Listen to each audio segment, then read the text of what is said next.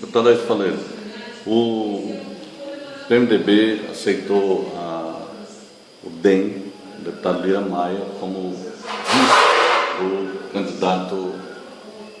Ex-Andrés. Então começa em mim, pronto, muito feio.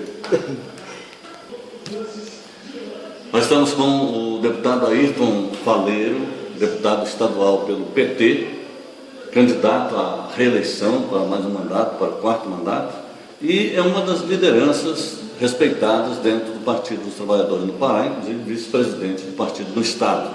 Deputado, qual a sua visão, a sua análise política depois da parceria do DEM com o PMDB para a eleição de Helder Barbalho, na coligação da qual o PT faz parte?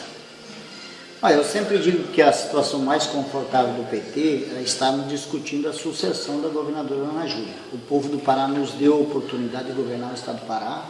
Eu acho que até o PT fez um bom governo, mas não conseguiu gerenciar politicamente de forma correta e reeleger a Ana Júlia, governadora, e hoje está discutindo quem seria o sucessor, como o Lula fez. O Lula se elegeu, se reelegeu e ainda ajudou na eleição da Dilma, Mas nós temos que ter consciência de que isso teve consequências.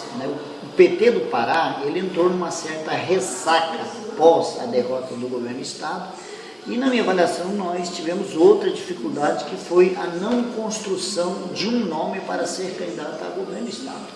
Nós éramos, digamos assim, no mínimo a segunda força política do Estado, já tínhamos governamos o Brasil, e o PT não construiu um nome. Então, diante da não construção desse nome para ser candidato a 2014 ao governo do Estado, o PT avaliou que era preciso dar um passo atrás para tentar dar 2 na frente. E nesse sentido, então, optamos pela priorização da vaga do Senado, com o companheiro Paulo Rocha, eleger a bancada federal forte, a bancada estadual, e apoiar o PMDB na pessoa do Helder para o governo do Estado, e assim estamos contribuindo com o tabuleiro nacional que se discute de fortalecimento do PT e seus aliados e o enfraquecimento do principal adversário nosso, que é o PSDB.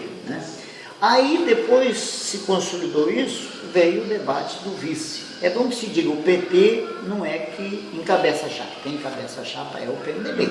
Se é o PMDB que encabeça a chapa, ele é que tem a última palavra para dar sobre o vice, Mas é bom que se diga também que houve uma discussão a nível nacional, pactuando a vinda do Lira Maia do DEM para serviço do Helder com a concordância do PT. Nós, para ser verdadeiro, no Estado nós já fomos mais informados e consultados, mas as coisas já estavam mais ou menos costuradas a nível nacional. E o impacto em Santarém foi muito grande, porque em Santarém o Lira Maia representou sempre o projeto antagônico com o Partido dos Trabalhadores. Inclusive, as principais disputas se deram entre, digamos, as candidaturas do PT para um município, etc., e o grupo do Lira Maia.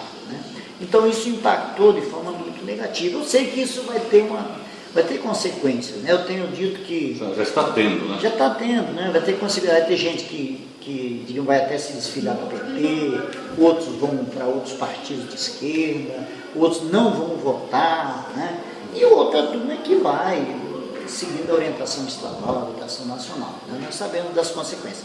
Agora, do ponto de vista, já que você me perguntou a minha análise, meu balanço, eu acho que do ponto de vista eleitoral foi um tiro de misericórdia contra o Jatene, porque, queira ou não queira, a polarização entre, digamos, o PMDB e o PT juntos contra o PSDB e o grupo do Jatene já dá um certo equilíbrio. Olha, onde está PMDB e PT junto já é uma grande força, Mas, além disso, o Jatene acabou perdendo base. Ele não vai conseguir fechar o tabuleiro a nível estadual. Por exemplo, se ele levasse o Lira Maia para ser o vice dele, certamente o Zequinha Marinho não estaria na coligação dele.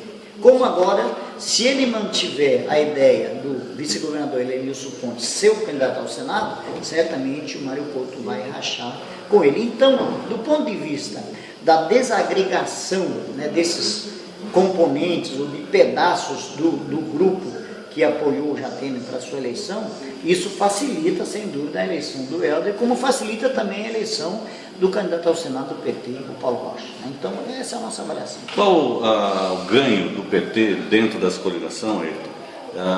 Você disse que se discute depois. Na verdade, foi um acordo, né? Pelo que você colocou, um acordo que veio a nível nacional.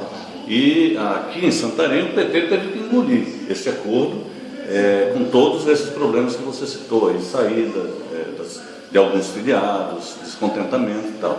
Mas claro que existe um acordo firmado para que o partido tenha retorno após a eleição do Helder, ou não a eleição do Helder, né? Tudo pode acontecer, né? Então, qual é esse acordo? O que o PT vai ter dentro do governo? Não, isso nós acordamos, inclusive, antes do debate da vice, né? Nós acordamos que nós teríamos um apoio, assim, total para a eleição do candidato ao Senado, do PT. Nós faríamos também, vamos fazer uma aliança proporcional, tanto para a bancada estadual como para a federal, para garantir o crescimento do PMDB e do PT também na Câmara Federal e na Assembleia Legislativa, né?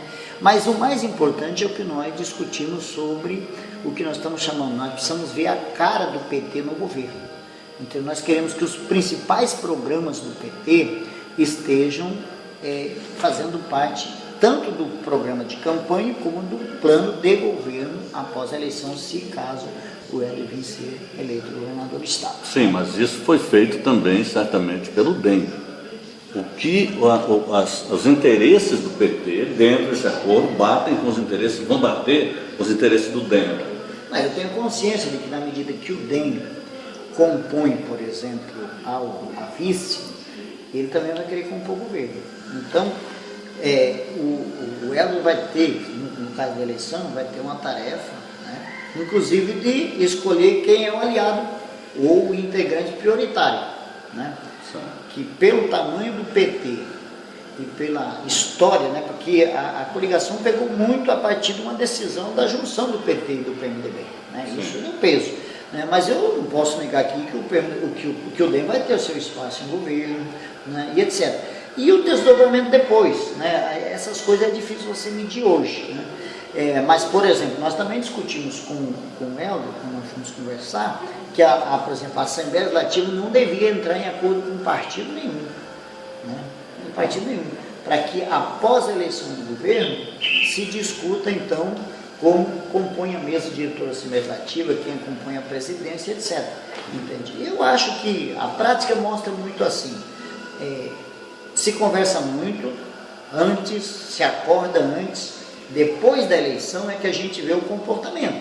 Se o PMDB se comportar e tratar bem o PT, incorporando seus programas de governo, fazendo um governo, né, que tenha também uma sintonia grande com a presidenta Dilma, que eu trabalho na posse da sua reeleição, né, é uma situação. Outra situação é, pós-eleição, já na hora de compor o governo, não tratar bem o PT, ou então não dar o valor que o PT merece, etc. Entende? Porque essa aliança, para mim, é uma aliança eleitoral. Inicialmente é uma aliança eleitoral. Não é administrativa. Não é uma aliança, digamos assim, estratégica, que agora o PT abriu mão do sonho de ser governo. Não, nós queremos voltar a governar o estado do Pará.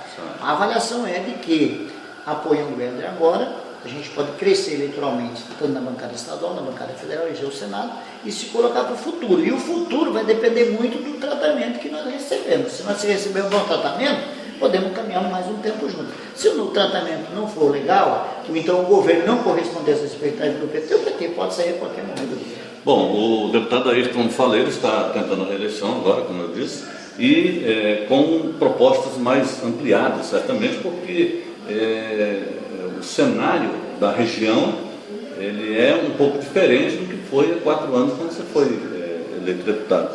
Quais são as principais propostas aí que o deputado vai defender na Assembleia para a região? Não, veja só, acaba que pela minha história política, né, eu antes de ser deputado fui sindicalista a nível de estado e nacional, e a gente se relaciona muito também com o governo federal. Eu acho que as questões principais de infraestrutura e desenvolvimento da região, elas estão em curso. Está em curso o asfaltamento Transamazônica de Santarém e Cuiabá, que nós vamos acompanhar até a sua conclusão. O programa Luz para Todos, que agora retoma no estado, né, porque teve a falência da rede CELPA, nós vamos acompanhar a sua execução. A Universidade Federal, que era um sonho nosso, já chegou, mas ela tem que se expandir, ela tem que se estruturar, inclusive criando os campos nos 5 municípios, tem que criar núcleos em outros municípios. O Linhão, que passou aqui pela Calha Norte, já está em Manaus, mas ele tem que rebaixar a energia para deixar para o povo daqui, né? E assim por diante. Então nós temos questões que são de caráter nacional que a gente acompanha. Agora, do ponto de vista do Estado, por exemplo, eu estou numa batalha para garantir que as estradas estaduais, elas têm um tratamento melhorado aqui na nossa região, né?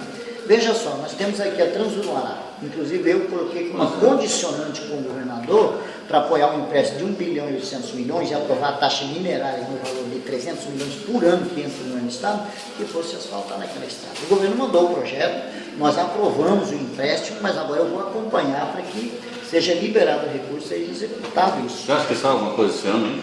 Tem possibilidade, a negociação com a Caixa Econômica, mas ano eleitoral é sempre mais difícil. Mas o importante é que o recurso está aprovado.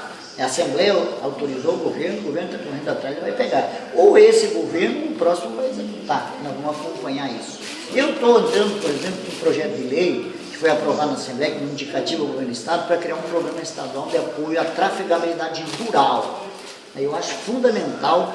Não adianta nós termos, por exemplo, a Transamazônica Santarém Cuiabá toda asfaltada e as vicinais no abandono. Então, criar um programa estadual com a participação do governo do Estado, participação do governo federal que topa esse debate, mas a participação também dos municípios. Então, fazer uma parceria entre os 3 poderes e, inclusive, as empresas que exploram recursos naturais de diversas ordens possam participar desse fundo estadual. Então, tem um projeto redondo, inclusive, vai discutir com o Helder isso, se ele for eleito para executar, né?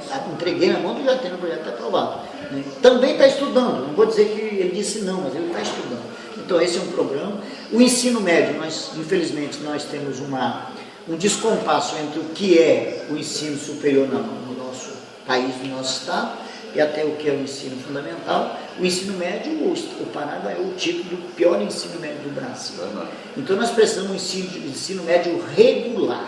O modular é melhor ter do que não ter, mas o modular não cria para mim as condições de competitividade de um aluno que se forma, por exemplo, no modular e um que tem o ensino regular. Então nós precisamos insistir no ensino regular. E nós temos que trabalhar, gente, o que eu vou chamar aqui, em especial para mim que mora agora em Santarém, eu chamaria assim uma espécie de atualização de Santarém.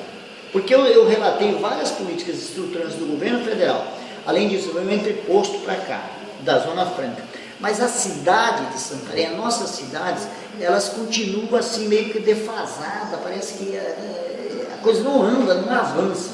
Então nós precisamos somar força e colocar uma pauta mais ousada. Como é que a gente resolve o problema das ruas de Santarém? Como é que a gente resolve o problema do porto que se fala tanto, né? Essa história do cais, todo ano que der inverno forte vai alagar, nós não vamos ter... Então nós precisamos dar uma atualizada na cidade de Santarém, né? E aproveitar o trabalho aqui, que nós podemos ter uma lei aprovada, mas o governador não regulamentou, que é trabalhar essa ideia da região metropolitana, envolvendo Santarém, Belterra e Mogi dos Campos, né?